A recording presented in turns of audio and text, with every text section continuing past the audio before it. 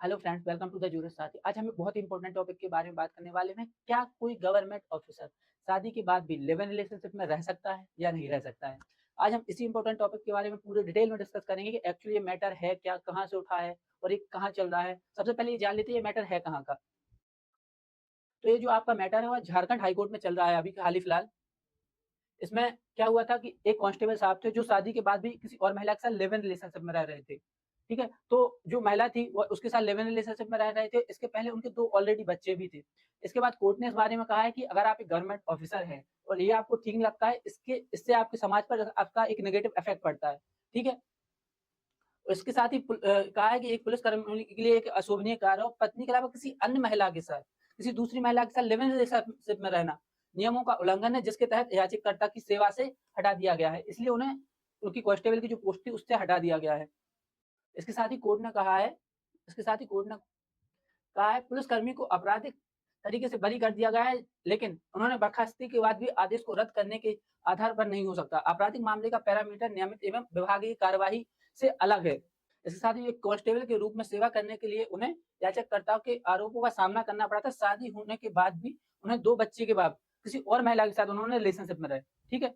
तो ये एक गलत काम है और जैसे ही उन्हें पता चला कि वह महिला प्रेग्नेंट हो गई है, तो उन्होंने क्या करा कि उसके साथ उससे थोड़ा-सा गलत व्यवहार स्टार्ट कर दिया। इसके साथ क्या करा फिर महिला सीधा कोर्ट चली गई और उन पे धारा 341, 323, 76, 13 और 506 लगा दी। ठीक है? और इसके बाद क्या हुआ कि कोर्ट ने अपना फैसला दिया इसमें ये डेट याद रखिए आप 4 जून को उन्हें उनकी सेवा से हटा दिया गया, उन्हें कांस्टेबल की पोस्ट से हटा दिया गया। और याचिकाकर्ता ने इस बात से इनकार करा है, पहले फिर कोर्ट में मैटर चला। तो उसमें कांस्टेबल साहब ने कहा कि हमारा इस महिला के साथ कोई रिलेशन नहीं था और ये मुझे फँसा रही है। खैर इसके बाद जो उसके लिए विभागीय कार्रवाई करी गई, उसमें उन्होंने इस बात को डिस्कस किया कि हाँ, जो आरोप थे वो एग्ज़ैक्ट सही थे। उसके लिए इसके इसी के अकॉर्डिंग उन्हें उनकी सेवा से हटा दिया गया। तो याचिकाकर्ता को प्रति उसके बाद जो याचिकाकर्ता थे लाइक जो अब कांस्टेबल साहब थे, कांस्टेबल के जो वकील साहब थे, उन्होंने अपने उसी मैटर में कहा कि जो उनके कांस्टेबल साहब थे, उनके लिए वकील का तर्क था कि उनकी जो दुर्व्यवहार का जो उन पे आरोप लगाया गया है, वह सही नहीं है।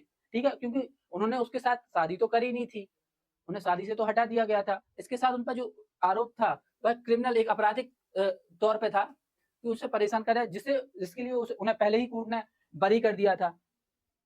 उसके बाद कोर्ट ने क्या कहा? कोर्ट ने इस बारे में कहा कांस्टेबल एक महिला के विवाहेतर संबंध की बात स्वीकार की गई है। इसमें पाया गया है कि वह पत्नी के अलावा किसी अन्य महिला के साथ लिव इन रिलेशनशिप में थे।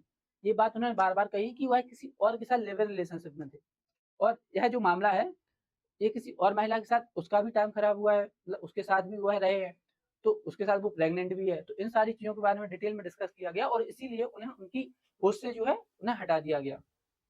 और ये जो आपका केस है, यह है x versus state of Jharkhand. ये आपके झारखंड का एक मैटर है।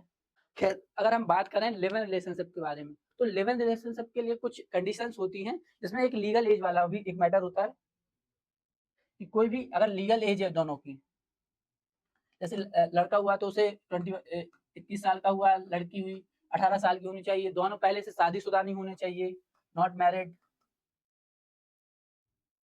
पहले से शादीशुदा नहीं होना चाहिए और दोनों की कंसेंट भी होनी चाहिए किसी भी। तो ये कुछ कंडीशंस होती हैं, ये सारी चीज़ें उसके में भी नहीं थी, दोनों की कंसेंट नहीं थी, उन्हें पता भी नहीं था जो महिला थी पहले से, उसे यही नहीं पता था कि उसकी शादी ऑलरेडी हो चुकी है और उसके 2 बच्चे भी हैं। तो आज के टॉपिक पे फिलहाल इतना ही। Thank you so much.